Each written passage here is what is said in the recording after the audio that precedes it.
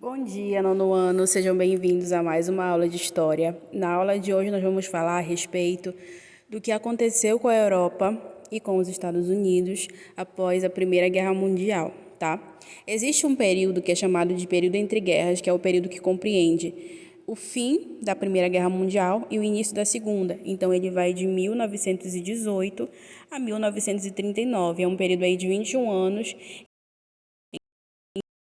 que na Estados Unidos. Vamos lá. A gente tem que entender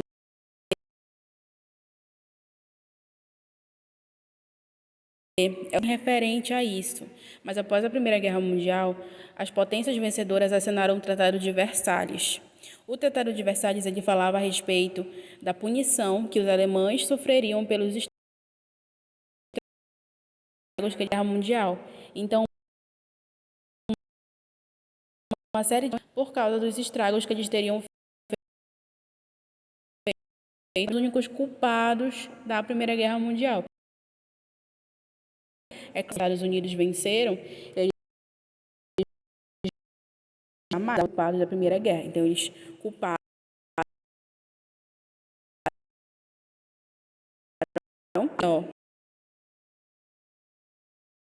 pois eles pediram para que os alemães pagassem indenizações à França, Inglaterra, etc. Então, uma das punições do Tratado de Versalhes foi o pagamento de indenizações. Outra punição foi justamente a questão da perda de territórios. Os alemães perderam parte de seu território na Europa e também perderam parte de suas colônias na África e na Ásia. Além disso, eles perderam não. Eles meio que perderam o direito de ter um exército. Então, o exército alemão foi reduzido a uma quantidade mínima e eles também não puderam mais fabricar armamentos, coisas que fossem usadas em guerra e tudo mais. Então, o objetivo dos europeus com esse tratado foi tornar os alemães inofensivos, certo? E a primeira coisa que é essa questão do tratado de Versalhes. Ela passou por um período muito feio, que ela ficou destruída, ruas destruídas, prédios. Olha só esse prédio aqui, ó, completamente inutilizável. Aqui uma imagem, ó, de uma praça, como ela ficou na época da Primeira Guerra. Olha aqui esse prédio. Muito bombardeio, muita coisa feia.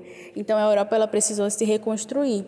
É claro que o dinheiro da indenização dos alemães não ia ser suficiente, então eles precisaram emprestar dinheiro dos Estados Unidos.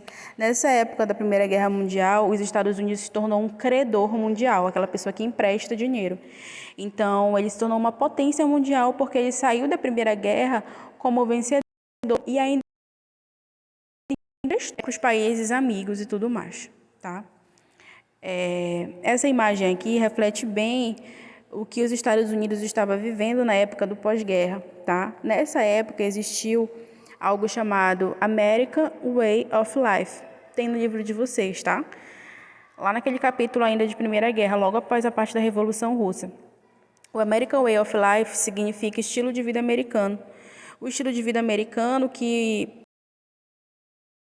o governo proporcionar para uma parte da população era um estilo de vida que eles tinham acesso a determinados bens, a determinados alimentos, a objetos industrializados e tudo mais. Então, o governo começou a fazer essas propagandas aqui, ó, de uma vida perfeita nos Estados Unidos. Essas propagandas eram muito comuns na década de 20, na década de 30, ó. Uma geladeira cheia, uma família feliz, uma família alegre. Essas imagens fizeram parte desse estilo de vida americano, desse momento em que o estilo de vida americano era um estilo que era quisto por todos, tá? Porque era um estilo de vida em que todo mundo era feliz, que todo mundo tinha acesso aos produtos industrializados, que facilitavam a vida das pessoas e tudo mais, tá? Esse estilo de vida americano não vai durar muito tempo, vocês vão ver já já, tá? Uma coisa interessante é que nesta época também do pós-Primeira Guerra se desenvolveu o Fordismo, tá? O Fordismo é uma técnica de produção em que a gente utiliza, como é que eu posso dizer para vocês? Linhas de montagem. Então, aqui a gente vê uma linha de montagem de uma parte de um carro. né? Então, são vários trabalhadores trabalhando em vários carros de coisa, tá? E a pronta, esses carros vão para outra etapa vão ficar prontos ao mesmo tempo. Em várias partes diferentes do projeto do carro. Era a equipe inteira, digamos, focada em fazer um. Agora não. Agora são vários carros de tempo. Então, mais rápido, conhecido como certo? Que é o criador da Ford, a montadora de carro. Esse sistema de produção vai acontecer. Porém, como eu falei para você,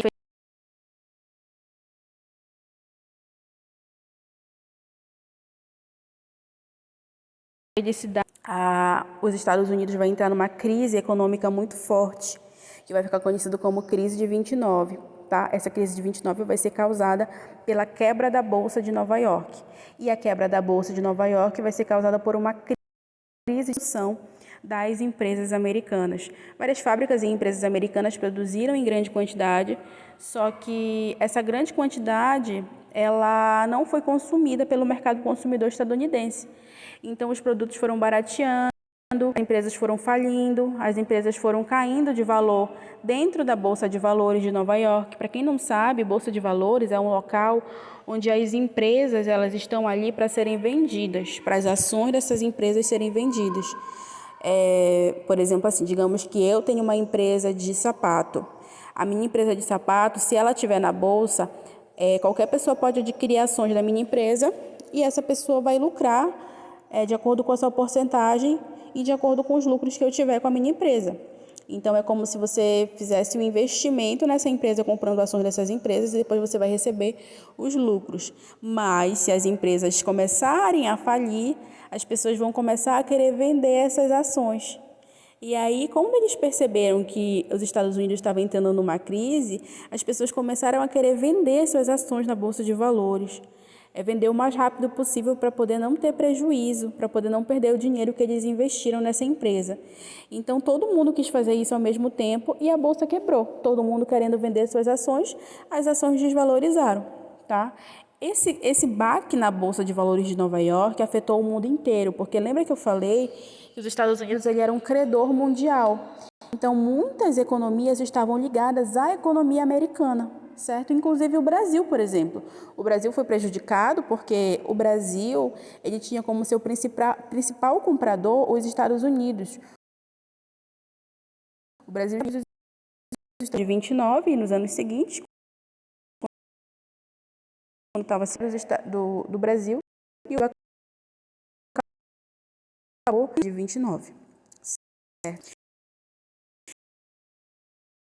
O Tratado de Versalhes, a reconstrução europeia com dinheiro americano, o The American Way of Life, que é o estilo de vida americano baseado nesses produtos industrializados e no estilo de vida mostrado nessas propagandas, né?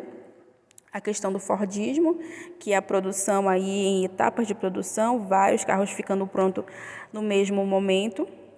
A crise de 29, que foi causada pela quebra da Bolsa de Valores de Nova York, que deixou muita gente desempregada, muita gente passando fome, tá? Que essas empresas foram falindo, as pessoas foram tendo que ser demitidas. Então, foi horrível. E totalitários. Esses dois caras aqui, ó, são o Benito Mussolini. Eles vão ser respectivamente da Itália e líder da Alemanha. Benito Mussolini da Itália e da Alemanha. Eles vão ter regimes totalitários nesses países. Nós já vamos entender o que são, tá? As características comuns do regime totalitário fascista, que foi na Itália, e do regime totalitário nazista, que foi na Alemanha, são as seguintes. Esses regimes totalitários, eles prezavam principalmente por um antiliberalismo. O que é isso? É você prender a liberdade das pessoas. As pessoas não tinham liberdade para falar o que pensavam a respeito do governo, não tinham a liberdade que se comunistas e anticomunistas. Esses regimes totalitários combatiam as ideias vindas lá da Rússia, vindas do Partido do Socialismo. Eles combatiam a isso. Esses regimes totalitários eram o mais importante.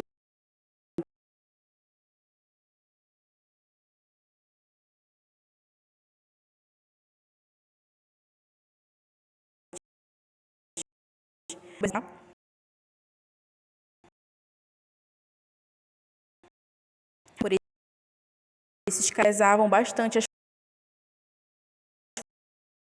forças aeronáuticas, então eles sempre faziam um grande que era preciso que eles tivessem forças armadas para poder proteger e poder também os outros países, assim, era muito importante a questão militar. E nesses regimes para todo mundo, tá?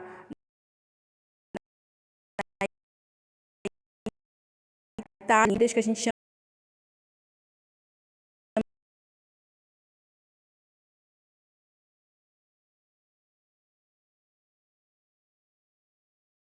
de líder, tá? Porque ser o poder de uma maneira sozinha e autoritária. Uma coisa importante que não está aqui é que geralmente nesses regimes totalitários era um regime de partido único. Você só tinha aquele partido. Então vamos entender agora como foi que surgiu esse regime totalitário na Itália e depois como foi que surgiu na Alemanha, tá? Na Itália, o que aconteceu? Na Itália haviam grupos paramilitares, ou seja, grupos independentes formados por pessoas, por particulares, que eles se encarregavam de combater as associações de trabalho. Trabalhadores se organizando para fazer uma greve, eles iam lá e combatiam. Trabalhadores se organizando. Esse grupo que existia lá na Itália, Mussolini, e posterior um partido político. Politicamente, ele vai ganhar também o apoio de empresários, de grandes políticos da Itália. Então, eles vão acabar chegando no poder, por mais que faziam contra os trabalhadores, porque isso queriam ceder o poder para os trabalhadores,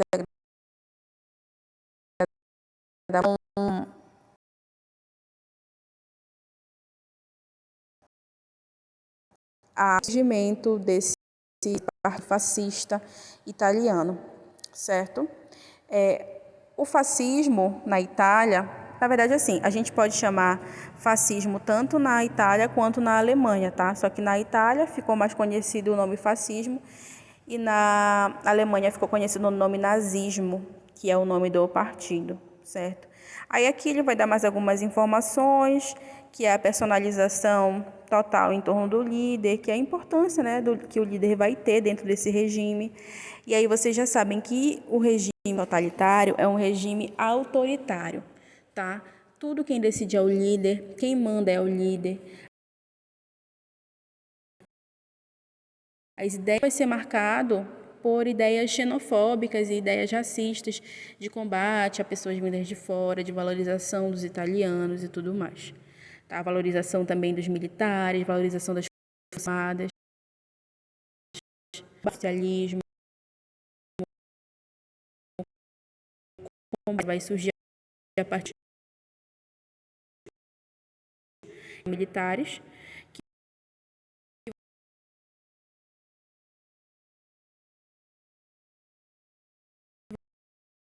vão criar um partido e vão chegar ao poder na Itália.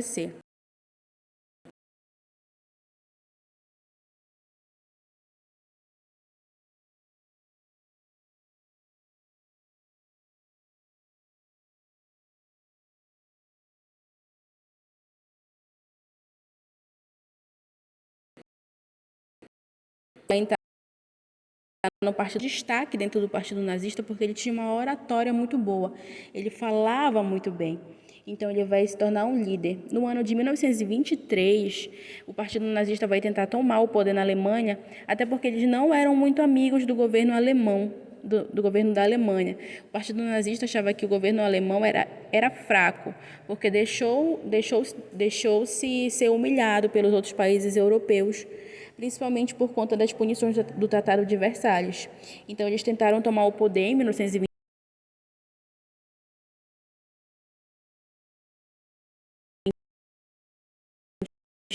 chamado Mais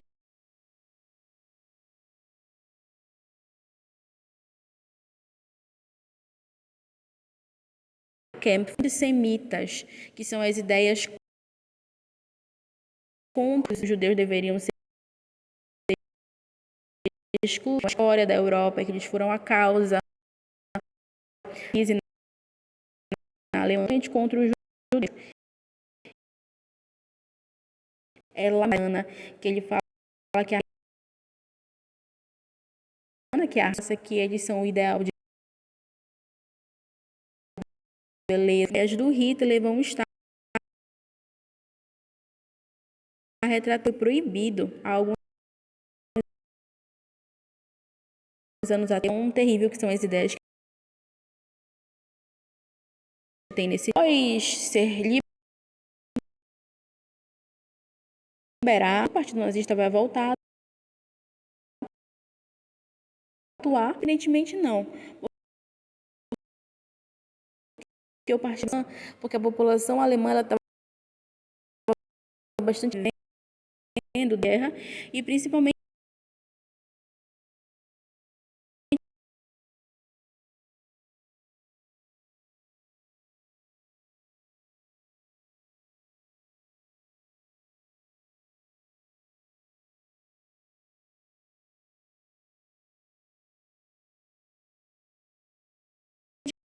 a percussão de 1930 em várias áreas e tudo mais, nomeado chanceler, vai chegar ao cargo ali de empreender suas ações. A partir do momento que o Hitler e o Partido Nazista chegam no poder, o Hitler ele vai começar a sua expansão pela Europa, porque uma outra ideia do Hitler também era a questão do espaço vital alemão. Ele achava, e os nazistas também achavam, que a Alemanha precisava de espaço para se expandir. Então, quanto maior fosse o território da Alemanha, melhor. E aí eles vão começar a dominar locais ao redor da Alemanha. E são essas dominações, são essas invasões que os nazistas vão fazer que vão acabar gerando a Segunda Guerra Mundial, tá? Então é isso, pessoal. Essa foi a nossa aula de hoje. Falamos sobre vários temas do período entre guerras. Espero que vocês tenham gostado. Um beijo, até a próxima.